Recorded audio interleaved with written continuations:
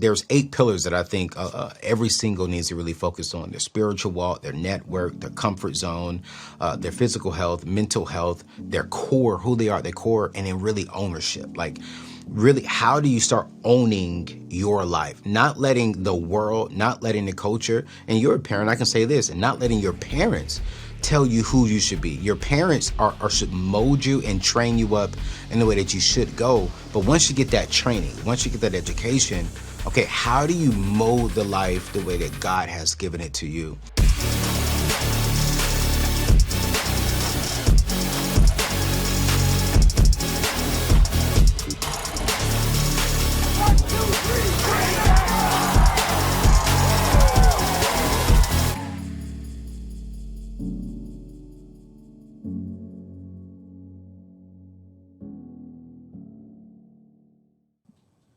Hey, welcome back to the Odd Shift Podcast. I am your host, as always, Anthony Trucks, and we have another Anthony on today. It's a good name, and I like the name. I'm so glad this person got a good name. Here's a cool thing that oddly happened. I think the world has a serendipitous way of making things work. So I have a great team that gets great people on the podcast, and I saw this name pop up, and I did not think anything of it. I'm usually good with face and names, and so before today's episode, I was like, oh, who we got? This guy, Anthony O'Neill, and I pop on, and the face immediately was like, oh, I know this guy. I don't know the guy, but like I remember at some point in time in the past, I came across your work and was genuinely like, I was excited, I was inspired. I mean, I was like, I like this, what he's about, what he does. He got that good look. I was like, man, I want to meet this guy. This is probably like maybe a year ago or so, and it's weird how, man, things happen to be in this moment. This cool thing about this individual, they are a guy that has a great story. They've gone through the things that you need to go through to be able to teach. I'm a real big proponent of you cannot teach how to run that race to cross some finish lines, which he's done, and he has taken that and turned it into an area where he goes and teaches people about how to live a life of freedom financially, mentally, emotionally, all that fun stuff that we all experience, but it comes from a place of teaching, not just here's what I did, but he teaches this stuff. And so I'm excited today to kind of pick into the head, the heart, the mind of this man, and hopefully extract some cool things that you can take and put into your life immediately as well. So without further ado, bring to the show Mr. Anthony O'Neill. How you doing, man? What's going on, Anthony? Man, it's going to be 2 Anthonys. So I'll call you Anthony. You just call me A.O. It'll be a wrap. There you go. I grew up with an Anthony. His name was Anthony Grazer, so we just called him G, and I got to keep the name Anthony. It was weird, but it all worked out. I don't know if we're going to call you O. But, dude, I'm seriously excited to have you on. I was telling my wife, I'm like, I get a chance to interview some cool people, and for some reason, I'm like, the name didn't register. And I was like, and I saw your face, and I was like, oh, I know this guy. I'm like actually looking forward. Not that I'm not looking forward to interviewing other people, though.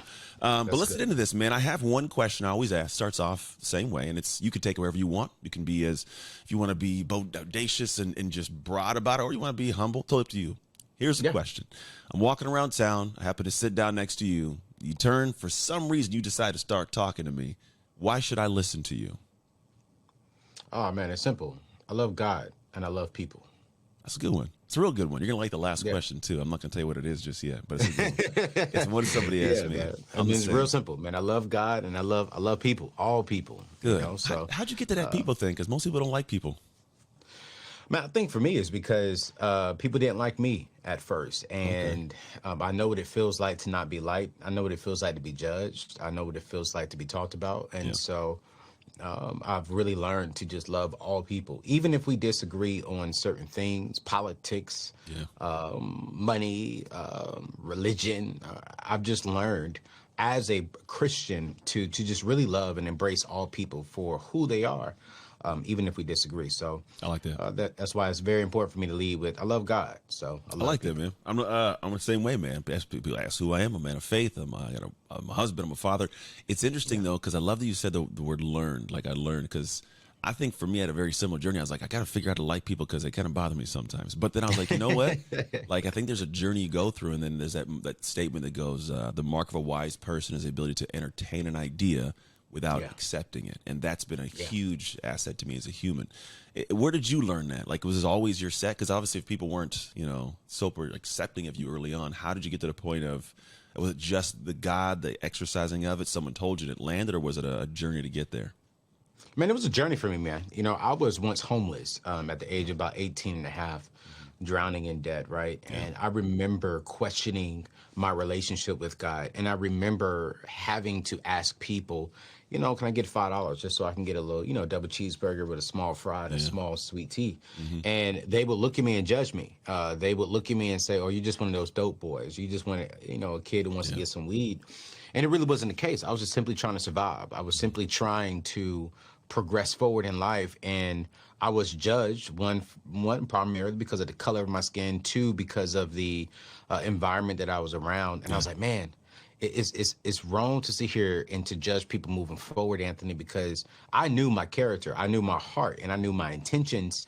But because of certain environments, I wasn't liked, I wasn't valued, I was judged. And I was like, yo, when I get out of this situation, I'm going to love all people. I'm going to embrace all people, and I'm going to really serve people. And that's what I do today. It's just really serve people and help them accomplish all their financial goals, I would say. Yeah, that's big, man. Because usually people that get out of those things, there's that little callous, that dark, like, I'm going to get some give back. But it's beautiful to see people come out of that and get to a space of compassion, because I think, like Sun Tzu says, once you learn like where enemies at, like you have a love for them, so you understand people. It's like different kind of feel for how you progress through. So it's harder to carry the same anger. How do you get out of that though? Because let's be honest, but most people walk around and they go, oh, look at that lazy person, homeless. They made bad decisions, bad choices. How did you get to that moment? Because sometimes I'm well aware it's not even someone's fault. It could have been multiple things going on, and then how did you climb out of it? Because most people, they can stay at a level just below a weird space, but never climb out of it for an entire lifetime, yet you've climbed to massive heights. Man, yeah, I think for me, I got into that situation because I was trying to please culture. I really wasn't strong in who I was. I didn't really understand who I was at the core. I was allowing people to tell me who I should be at the core. I was allowing people to tell me how I should dress, how I should act, just so, to keep it real in your show, just so I can get the ladies, just so I can get the honeys, just so I could be a part of, this particular organization or this particular fraternity, right? And so when I did all that stuff following what culture and what society was saying, I ended up homeless because I made some poor decisions on that end. But how I got out of it was, it wasn't simple, but it was a simple decision. I decided that I was tired of living paycheck to paycheck. I decided that I was tired of really having the bare minimum. And literally, God had to strip me down naked, physically and spiritually, for me to really understand that. And two quick things, man, I did is I really sat down and wrote down a vision for my life, for where I wanted to go, for what I wanted to do. And then I came up with a why. One of my statements that I really live by, and my mentor says this all the time, he says, if your why doesn't make you cry, then the price of commitment will make you cry. And so I really just really went down into me and said, yo, what do you want in life? And then why do you want it? Something as simple as, I've never been to Disney World, right? Because my family couldn't afford it. And now that I'm at a place financially to where I can go to Disney World, I refuse to go to Disney World because I want to experience that with my kids in the future. And when I say, why do I want to go to Disney World? And when I really go deep, it's because I want to be able to provide things that for my kids that I couldn't experience as a child. Something as simple as, I don't own a pair of Jordans. You know why? Because the very first time that I actually wear a pair of Jordans, I want my kids to wear a pair of Jordans, because I remember having to put tape on the bottom of my shoes because our family couldn't afford shoes. So for me, how do you get out of it, man? You got to really have a clear vision, a vision for your life, a vision for your money, and attach that with some whys. And then once you get your why really established, man, you'll be able to move forward and progress in any area of life that you want to experience. Big, man. I like this. It's interesting. Same name. And it's a very interesting, like, I'm not going to go into my background. It's not my time to share that. But I grew up I was given away at foster care at 3 years old. A really poor family adopted me. I had like a lace in my shoes, Nike Cortez with like a paper clip to keep them closed because my feet kept coming out the side. And for me, like, it was some of the same things, man. I want to give my kids so much more than I had. I thankfully have an amazing, almost 18-year-old son going to college, 12-year-old twins. And the same way, man, I don't know Jordans. I want to have all these cool experiences with them because I didn't have it. I want to experience it from that same bubble, but on one other side of it. So for sure, the cool thing is you're waiting to do it for your kids, your family, but you're doing that for other people and how they manage finances and build. The dot isn't a clear dot or clear line between being homeless and wanting J's and all the stuff that got you there too. being an individual who graces, honestly, covers of magazines, who was on, I think you were Dave Ramsey, you're on national television talking about money. Yeah. Please paint that line so that people can go like, oh, I see that. Because I'm telling you right now, even I am like, I don't know how it happened. Man, once I got that vision and once I got that why, the very first thing that really God put in my heart was to serve people. And my calling when it comes to serving people is to serve people, to teach them that the borrower is slave to the lender. And so there's a very clear distinction between two lines of money. You have OPM, other people's money, or your money. Yeah. And I don't think there's a problem with other people's money. I'm not going to knock other people's money. But for me, as a black man, I want to own every single thing that I have. So I'm 100% debt free, right? So I own everything excluding my mortgage. So all of my cars, everything. The lights that you see in the studio, there's earpieces in my ear. I own it. I don't finance it. I don't do credit cards. And so for me, man, when it came to serving people, when I started doing the research, minority people, single people, we don't really have the education and the financial literacy to actually obtain all the knowledge, right, and the wisdom to sustain the finances that we have. We look good. We have the nice cars. We live in the nice homes, but we don't have nice money. I was doing some studying a few years ago, Anthony, and I found out that the average minority individual, right, will not retire, but will die. The average minority male will die, leaving their families with bills and benefits. And the benefits are only enough to take care of a portion of the bills. But we're not leaving wealth. We're not leaving knowledge. We're not leaving wisdom. We're not leaving peace. We're not leaving joy because we have all this debt. And we worked up until the time we passed, and we really couldn't enjoy it. And I said, man, no, that's not me. So I went out there and got myself out of debt and learned, did about 7 years with Dave on his speakers team and learned a lot up underneath him. And now I'm just serving people, helping people get out of debt, build wealth, and really start building a true legacy. Yeah, man, I wish I would have found you many, many years ago. I went the long route out of it. I played the NFL and came out, and then, most of us, we have no idea what to do with our dang money. So I was borderline bankrupt, had started some businesses. Thankfully now, I'm like you, man. Everything I own, zero debt. I have a credit card with zero balance. I just have it as like emergencies, but the biggest thing, my wife and I, it's a blessing that we have the ability to actually put away for our kids. We actually have a meeting today at 1 with our team that works with the trusts and all that kind of stuff for planning, because it's big for me to be able to say, like, I've set up my generations off of whatever we figured out in a great way to give them the press through so they don't have to fight and battle the same way I did. Man, we're kindred in this. I could have a beer with you. That's a good thing. Yes, sir. So, but part of what you do is also beyond the money, right? Because I think that, money is an extension of you showing up how you show up as a human. What are some of the things that you think, lead to people's inability to manage money properly that might come from internal things they aren't aware of? Man, you know what? I think for me, when you ask that question, it's such a good question, man. I hardly get asked this question, so thank you, Anthony, for asking it. Money really isn't about the practical. It's more about the inner. It's more about the mind. And I think a lot of people don't understand they need to mind their business. And when they hear me say mind your business, they only hear one half of that, right? And the half of it is, mind your business. Stay out of Anthony, Truck's business. Don't worry about what he's doing. Don't worry about what him and his family is doing. Get off of Instagram. Stop trying to follow what the Kardashians are doing. Who cares about what they're doing? Mind your business, Then on the flip side, a lot of people don't understand this other side of mind your business is, for sure, your mind is a business. So it's like, what are we putting inside of our minds? How are we growing it? How are we maturing? How are we evolving our number one business, which is our number one asset, which is our mind? And so for me, what I'm learning is if I'm constantly growing this will come. If I'm constantly growing this and using this to make better decisions, income will come. And so what I'm teaching people is grow your character and the currency will be there. You can have currency without character, but if you have character, you'll always have currency. And character comes from, and it starts within our minds and it comes from our heart. Yeah. And so I'm constantly teaching a lot of people, especially within my tribe, let's grow. Yeah. What are we doing with our minds? Are we seeing therapy? Are we going to therapy? Are we talking about some of the things that hurt us in the past? Are we growing spiritually? As a Christian, I just believe, God is real. He's ahead of my life. And are we growing in that? Are we really accepting the calling that he has assigned to us? Then from there too, I'm very, very big on network. It's everyone, you hear this saying, and it's so cliche, that your network is your net worth. Yeah. And I think that's very true, but it goes so much deeper than that. I have a philosophy: 33% of the people are smarter than me, wealthier than me, wiser than me.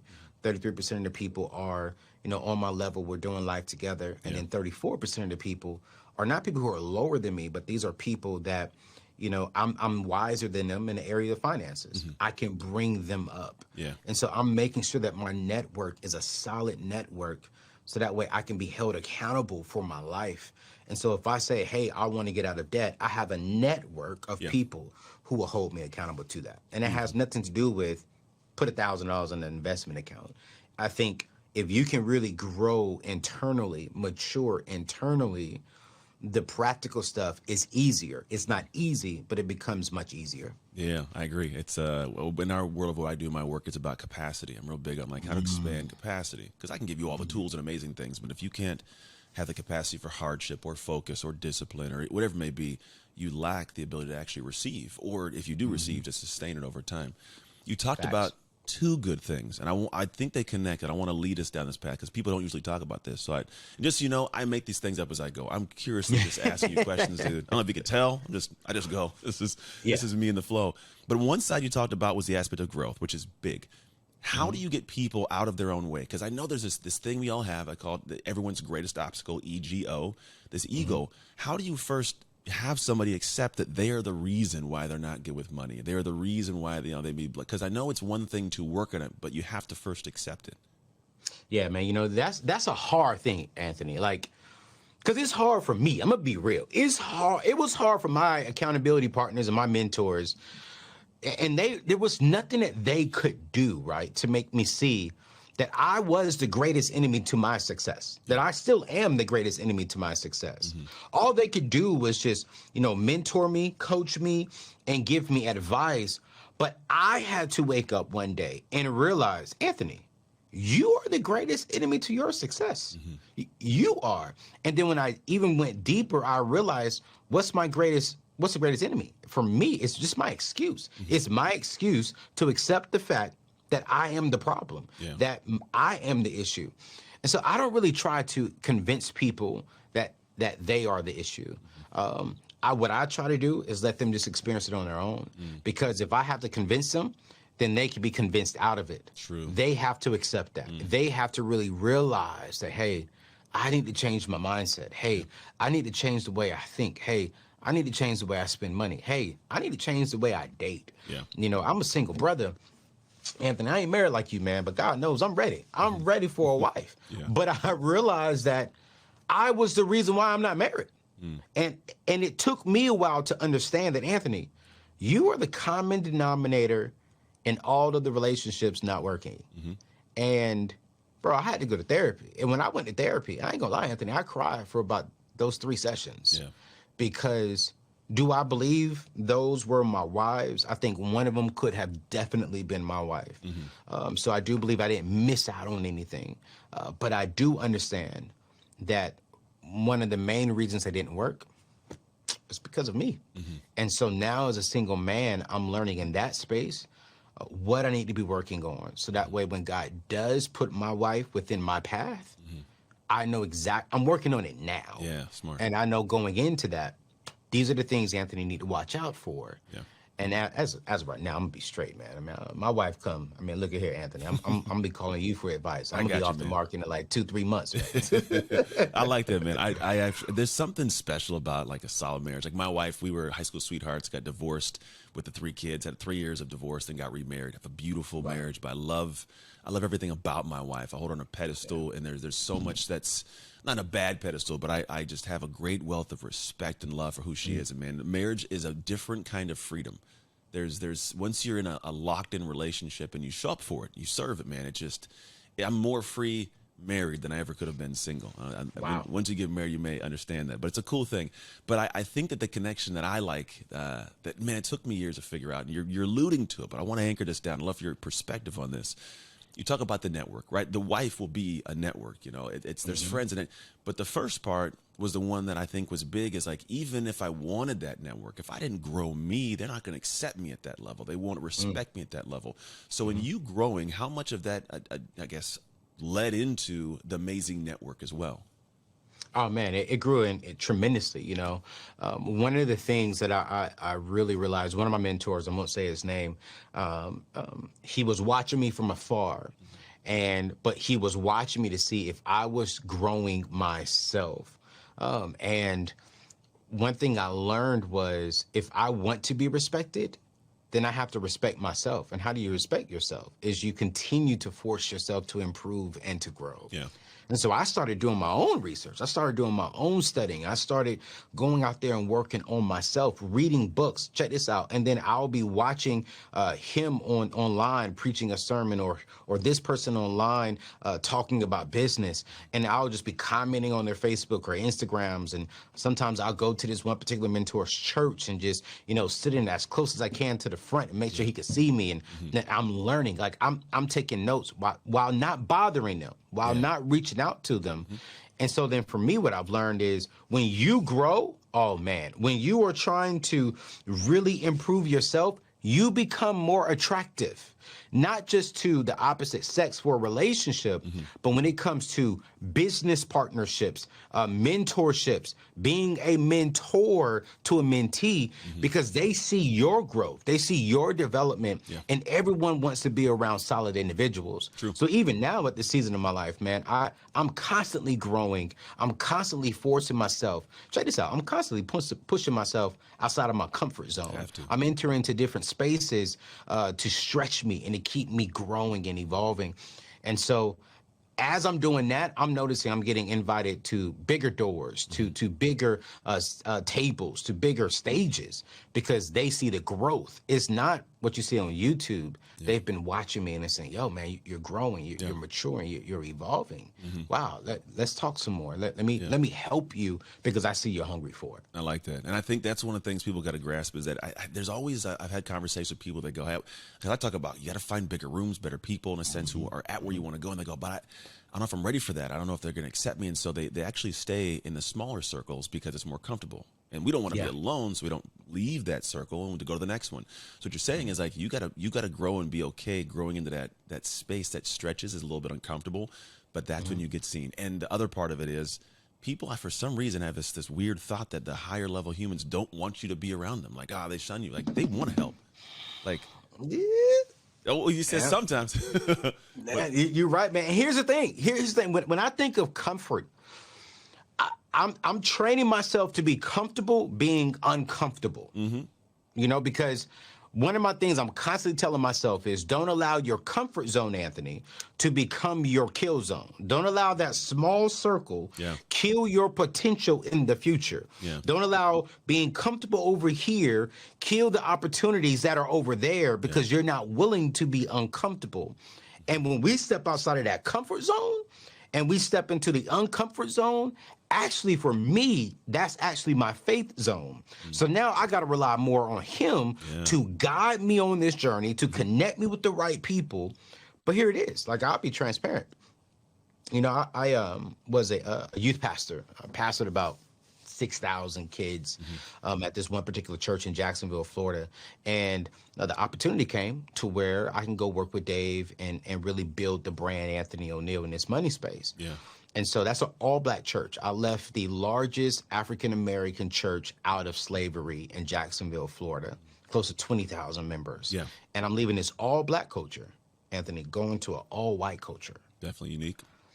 And I was like, I get there and I am so uncomfortable. They loved me, they embraced me, but the culture was so different. And then let's not talk about when the whole George stuff went crazy. Like, I was so uncomfortable. But you know what? Being uncomfortable for 7 years of my life, right? actually became comfortable. And because I was willing to be uncomfortable, Yeah. I wrote a book that sold over 100,000 copies. I became a #1 national bestseller. I talked on stages with thousands and thousands of people. I've been able to be on the Oprahs, the Ebony magazine, the Rachel Rays, all these. I've been Yeah. able to touch so many more lives because I was willing to not allow my comfort zone to kill everything God put inside of me. So when you said that, man, it just registered with me so much because I don't think a lot of people understand, like, man, there's so much in you, but God is not going to give you everything if you're comfortable. He True. wants you to fully rely on him. I love that, man. And it's the first time I heard that I played for the Steelers was Coach Tomlin said it in one of our meetings. And it was like, oh, that means a lot, because the NFL, you're always uncomfortable. And if you, Yes. and the thing is always realize, if you operate in a state of discomfort and you seek to leave it, like just no matter what, you will do things to move yourself backwards faster. But if you find a way, because I think there's a comfortable being uncomfortable, people miss out, in my opinion. They think it's like be okay, be uncomfortable, but it's not. Yes. It's more like like when I think comfortable, it's like, fire going, it's warm inside, blankets, like comfort. I seek that because it's like I feel that because I get to see more of who I am, which is I think what you're kind of alluding to, man. As you progress in the next stages, man, what are you doing, like personally right now, to get more uncomfortable? Because people look at you and go, man, this guy's got it going on. He's got the YouTube stuff. He's leading this. What are the things that people may not see behind the scenes that you're being stretched in discomfort as well? Man, when it comes to like my discomfort, man, I've always, like, for an example, I just moved to DMV, to DC, and I've always moved to places to where I knew everybody. I was either going there to work, and so behind closed doors, man, I really felt led to go to a city I don't know anybody. I felt led to go to a city to experience something new, to continue to stretch myself. Yeah. And then also behind closed doors, being very vulnerable and transparent. My grammar is not the best. I've been able to build a great business and write a book, right? But now what I'm doing is I'm hiring a grammar coach. Smart. And it's very uncomfortable to be a grown man, 37 years old, and have another grown person sitting here telling me how to properly articulate certain words and write. And I feel like I'm back in high school. But I do understand that if I'm going to get to the next level, to this, as I'm continuing to grow, the last thing I want is, I don't want to be perfect. And that's one thing my grammar coach, she did tell me. She said, I don't want you to be perfect. She said, I don't think you're far off at all. She was like, but when you go into certain rooms, you need to be able to switch and talk a little bit more polished, because you don't want that to be the turn off of certain things. But she was like, on your show, stay who you are, because that's attracting the people who you want to reach. But when you go into this particular room, let's polish that up. So, and that's very uncomfortable for me. Yeah. And I had to be like, yo, Anthony, you need to hire a coach. You need to hire someone to help you get better in this area. Yeah. So that way you can be good, man. And that's stretching. That's, woo. Because when I cut that check, I'm like, man, I'm paying someone to, what? I like it though. You're dead. Beautiful, man. Here's the thing. So for me, that's a perfect example of expansion, right? And most people, they don't have a good ability to do that. And I tell people, you either expand on demand or when crap hits the fan. Yeah. So I can choose to do it on my own, which is what you're doing, to go out and do it. Or you just sit back and wait till something breaks and go, oh man, I wish I would have done that back in the day. So that's cool to see that you're doing something. And that it's funny. My son's about to head off into college, and I'm telling him, like, the best part about this, you're going to go and be like your own guy in your own space. And that's going to be more, that's going to have you come back to my home more seasoned than whatever I tell you. And that's a beautiful thing that I think human beings, we need to do more of that. I think people need to do more of that kind of stuff. So there's a part of you're going to this new space, you're building this thing up. What do you envision, like, because you talked about earlier, a vision's a big piece of it. And while you're doing things, you're in the motion of stuff, what is like the next couple of years vision you want to create? Because I think that there's some things when people look at the individuals like yourself, like, oh, he's living the vision. It must be calm and chill. But I know if you're anything like me, like I always have this, I yearn to do whatever I'm supposed to do while I'm here. What are the things you see coming in the pipeline for you? Man, one of the things I'm really focusing on this year in 2022 is to really still be the money guy, right? I'm giving away all my money knowledge for free. Yeah. But I really am called to help singles maximize their single season. I wish there was two courses that I wish was in high school. The very first one was financial literacy. I wish every high school had it required to where young people had to go through financial literacy course. And I'm talking about the basics: checking account, debit account, credit cards. Like, what is that? Like, give them the basics of this stuff. Because it's funny. Schools are teaching our young people pretty much how to go get a job. That's the end goal. True. Get the education so you can get a job. But they stop there. Once you get a job, you're on your own. But the job is to get income to provide for our life. But you're not teaching me how to do with that. So that's one. And then the second one is I just wish they just taught me, man. How do I steward this season that I'm in now? I'm a young man. I'm a young woman. I'm not married. I don't have any kids for the most part, for all the single people who graduate high school and college. You know, I'm leaving my parents' house. What are the things I need to be focusing on with myself? And I was sitting back one day and I was like, man, I wasted a huge part of my single life. I didn't really maximize it well in my 20s. I didn't really start maximizing my single life until my 30s. I was like, man, where could I be if I would have did this at 19? Yeah. And so that's for the next 3 years, man. I want to help 1 million singles maximize their single season. I'm not teaching them how to get out of debt. I'm not teaching them how to make money. I'm not teaching them how to get a woman, how to get a man. I'm teaching them how to really do what I did from 30 to now, but doing that younger. Or if they're 55 and they go, I'm not maximizing this season. So I want to teach single people how to do that, man. So we're coming out with a course with that, man. I'm really excited about it. I want to hear about that. Here's one thing I want to make sure we put in. The beginning you did say, and you said, I want to serve God like I love God, which is a big, because when I hear maximize single season, I want everybody to know he's not talking about going out there and planting seeds all over the place. Like he's saying maximize the season. Just make sure that's clear, because I get what you're saying. I'm like, in my head, I'm like, could this be heard a little different? So everybody is not saying that, but I like that. Expand upon that, because my son's about to go in this world. He's been single his whole life, as far as I know, and part of it's like I want him to be in companionship, but do it the right way and maximize the time and just fill his life up. So, what is this thing actually about?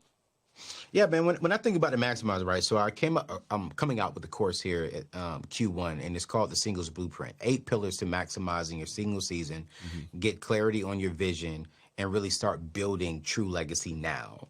And so there's 8 pillars that I think every single needs to really focus on: their spiritual walk, their network, their comfort zone, their physical health, mental health, their core, who they are, their core, and then really ownership. Like, really, how do you start owning your life? Not letting the world, not letting the culture, and you're a parent, I can say this, and not letting your parents tell you who you should be. Your parents should mold you and train you up in the way that you should go. But once you get that training, once you get that education, okay, how do you mold the life the way that God has given it to you?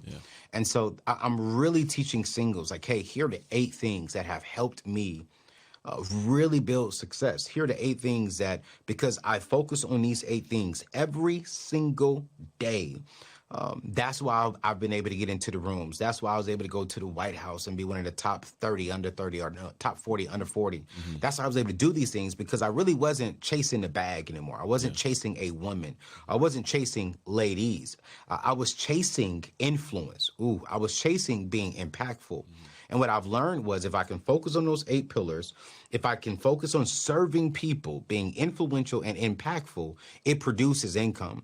And so the old me was, let me chase income so I can impress them. Now it's like, no, let me serve people and be influential and impactful in their life. And in return for my service, God will bless me with income. And so that's what I'm teaching, man. You know, that's what we're focusing on this year. This is the year of maximizing your single season. And I'm really excited about what God is doing, man. It's a full-blown course that we're coming out with, and I'm grateful. It's honestly, it's a necessity, I think, nowadays. And what's cool is, as I'm listening to it, I'm going up. It's covering the 2 pieces, man. It's covering the personal growth, because in these things, you're going to get expanded and stretched. You're going to be taught new things to navigate it. But also, when you are I find that when people come across, like I was younger, I was just told, man, you got an old soul, you're wise for your age kind of stuff. And I found that did elevate me to higher rooms. People think I'm older than I am even now. And I'm like, I guess it's a good thing. But when you start doing that earlier, you start providing so much more for your life earlier. And I tell my son, this is what I tell him. I say, look, son, you could do what the young kids do when you're in college. You can party it up and all that kind of fun stuff in like some rinky-dink room. It smells like beer from the last, or you keep it dialed. And when you do party, it'll be much later in life with somebody else in a nicer place. But you got to choose partying earlier or later. And so it's kind of like I'd like you're in the same boat. Yeah, I like your mind, man. You gotta solve this. This is why I like finding people that are cool. And it's, they say don't meet your hero. It's not that I'm like saying you're a hero, but it's tough when I meet people and I see them online. I'm like, I hope it's a good person, and then they are. Yeah. Not always the case, but I appreciate that you are a solid human being, man. Appreciate you, man. Yeah. It's not to be honest, I'm not gonna lie. It's not every day I can have a conversation with another black man who is at a similar wavelength, who has, and maybe it's the God part of it. My family and I, like, we are Christians, man. Every meal we pray. My wife and I's marriage has a third, individual involved, and that's how we stay anchored. Without that, man, I definitely would be astray. And I've had my moments. We're human, man. It's difficult. Even talking about that, I want to know what this sounds like. Years ago, when my business wasn't doing that great and my marriage on the rocks before we got divorced, my pastor was like, look, you're struggling a lot. I said, yeah, I'm struggling. I says, you need to make God your business partner. You ever heard that before? Yes, I have. I've never heard of it until that time. How's that? Is that something you've put in your own life? Is that part of how you operate? Yeah, man. It even goes down to like, God is a pilot, you're the co-pilot, and I think that for me, my philosophy is God is the business owner. Yeah. He just called me to manage it and steward the business well. And if I keep that, I said, like, everything that I have is God's. The business is God's. He just trusts me to steward it well. It keeps me rooted. It keeps me grounded, man. And I have a staff. I have a team that works with me. And if I mess up, it's not just me. Now I have kids who are depending upon my choices because their parents work with me. Yeah. And so what keeps me rooted is understanding this ain't mine. God can take it away from me and give it to someone else. Yeah. And so I'm really, really, I totally understand that, man, because when the Bible says fear God, like, I fear God from the perspective of, I'm not scared of him, but I am scared of the things that he could do that I don't want him to do. Yeah. So, that's about God. That's a good one. I get the feeling, man. It's one of those things where, like, I do fear as well, but I think it's what keeps me in a good direction, right? I call it, there's toxic guilt and guiding guilt. Is one of the things we talk about. We have, like, so good in my space of what I do. I work in identity. It's a rooted piece. It's tied to capacity, obviously, but like, we talk about the pain point that moves people. Is like, you're creating daily without even usually intentionally knowing it, this guilt, and it's micro actions, or you have past unresolved guilt that kind of leads into areas. And so for me, when I look at, like, living in my life, I live, like, I don't want to create any new guilt. I want to have a space of freedom and joy. Do you find that guilt ties in somewhere to the work you do? Absolutely, man. I mean, I feel guilt comes back up, and guilt tries to scare me away. Man, and that's another show for another day. But it's like, I've made so many mistakes in my 20s. Yeah. I've hurt so many feelings. I've misled so many people in my young 20s. And now with where I'm at, I think that's one of the reasons why, I know that's one of the reasons why I'm so humble, is because I know where I come from. Yeah. And I know that I do not deserve this stage, but because of grace, I've learned how to steward this season well. And sometimes that guilt comes up and just says, man, you don't deserve this. The guilt comes up and says, hey, you don't need to be here. Yeah. And I'll be like, you're right, but God's grace. And I'm just going to maximize and steward this well, and just please him and keep going. Yeah. But honestly, sometimes that guilt even like gives me fire sometimes. I'm like, yo, you're right. So let me just kill it while I got it. Yeah. I love it. Dude, this is great, because I tell people action ends suffering. Yeah. And actions, it may not be every action, but there'll be one. You might have to take it multiple times before you get into an uncomfortable action that doesn't feel good. But that's what I think we live with. It's this. You're telling me what I would frame as guiding guilt. This thing I did, I don't repeat this. I want to live in a space of my legacy. And so because this took place, I'm not a horrible person. It's guiding me to some other place. And then essentially it's kind of like, you know what? Yeah, if I do feel that, what action can I take to quell that, to squash it, so I can live in this space of deserving? Because that is, I think, one of the big hindrances. People have done something, and they go, you know what, I don't deserve it, or I'm not capable. Well, yeah, Yeah. if you were that person, but we're talking about the new person. Maybe it's the God person created for you in a backward space.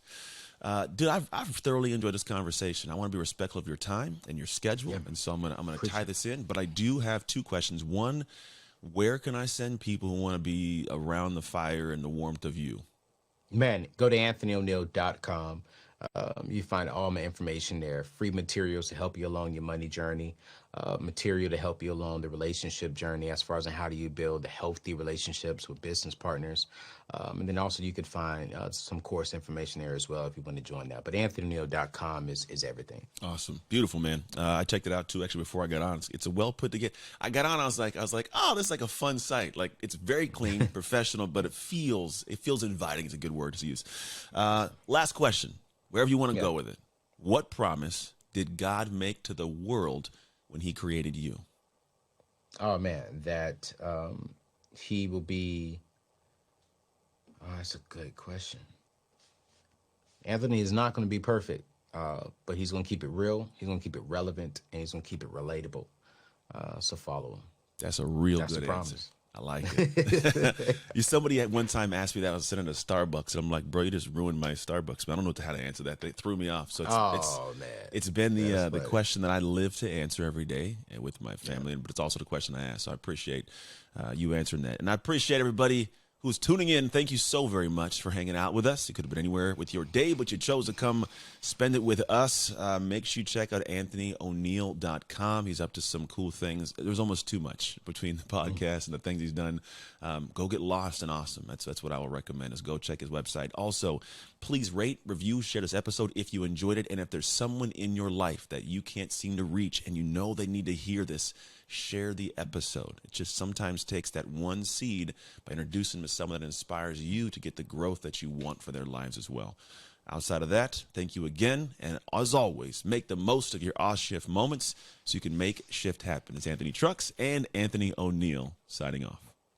Hey, thank you for tuning into the Oz Shift podcast. I pray that we gave something amazing to your life. And if you found this episode served you in some way, I would love if you could share it with people you know, people you love, as well as your community, because you never know who needs that simple little seed that can grow into something amazing for their life. And the actual training doesn't stop here. If you want your free copy of the show notes sent to you after every episode so you can get the major points consolidated down, simply go to textanthony.com and message the word notes. Till next time, make shift happen.